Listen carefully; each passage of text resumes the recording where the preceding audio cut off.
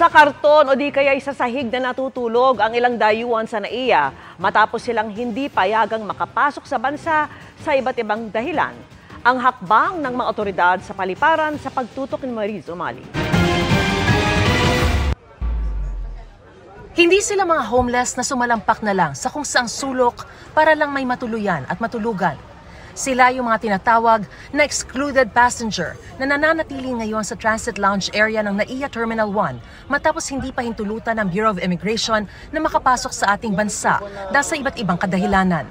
It could either be likely to become public charge o Section 29A3 sila ay may conviction involving moral turpitude katulad yung mga registered sex offenders. Mayroon din blacklisted sila, mayroon din nasa Interpol sila.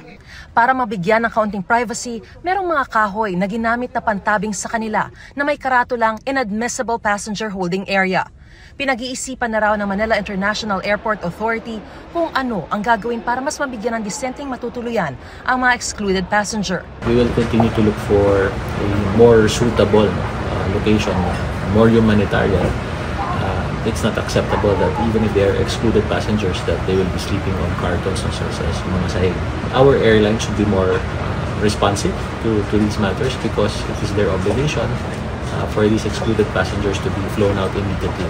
Tungkulin daw ng Bureau of Immigration na mahigpit na ipatupad ang exclusion policy alinsunod sa Philippine Immigration Act para na rin sa seguridad ng ating bansa. Katunayan, as of last year, aabot daw sa higit sa 3,300 na pasahero ang hindi pinapasok sa bansa ng BI. We have to understand there are security concerns. Once yan ay ma-exclude, itinu-turn over po yan natin sa airline operator and it should be boarded. The first available flight, there should not be waiting time. Yan po ang konsepto kasi they are threat to our national security. Para sa GMA Integrated News, Mariz Umali, Nakatutok, 24 Oras.